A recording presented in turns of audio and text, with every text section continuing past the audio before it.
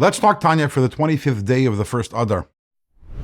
In yesterday's Tanya, we explained that Avas Yisrael, the ability to love every single Jewish person, regardless of who they may be, from the greatest Jew to the smallest Jew, is a result of identifying with the soul. And with this, the Alter Rebbe explains a somewhat well-known story that's told in the Talmud that one of the great sages of the Mishnah's name was Hillel. And there was once a prospective convert who came to Hillel and said to him, I would like to convert, but on a condition. The condition is that you teach me the entire Torah while I'm standing on one foot.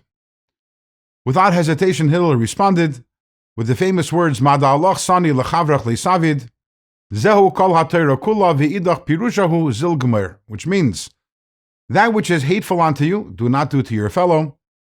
This is the entire Torah. The rest is commentary. Go and learn the commentary. And with this, this prospective convert was satisfied, and he actually converted to Judaism. And the obvious question is, it sounds like a nice story, but it sounds like a ploy. Was Hillel being honest over here? And obviously the answer is yes. Hillel wouldn't say something which isn't true. But how can you say that the entire Torah is about Avas Yisrael, about loving your fellow? So you want to say there are many, many mitzvahs in the Torah which are predicated on the idea that we have to love our fellow. I love my fellow, so I can't steal from him. I love my fellow, I can't murder him.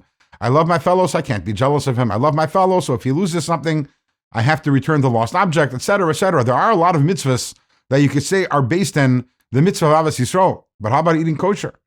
How about keeping Shabbos? How about not wearing shatnez?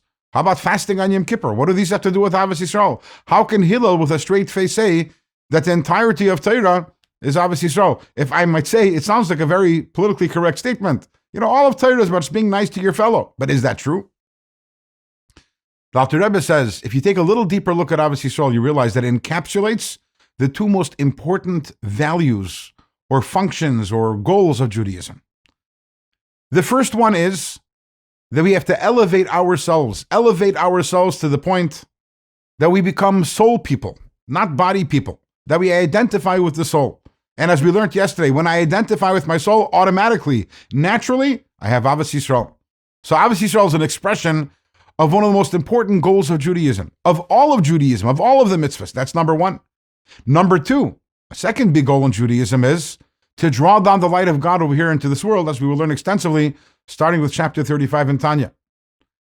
We can, and everything we do, Torah, mitzvahs, everything's about bringing down the light. But you know what? The first destination of that light is me and all of the nation of Israel. And in order for us to be a receptacle for that light, we need to be complete. We need to be united. God's presence, God's light is not going to reside in a place that's fractured. So Avas Yisrael encapsulates these two largest goals of Judaism. Number one, elevating ourselves to become soul-oriented people. And number two, bringing down the light of God over here into this world. And that's what Hillel was telling this prospective convert.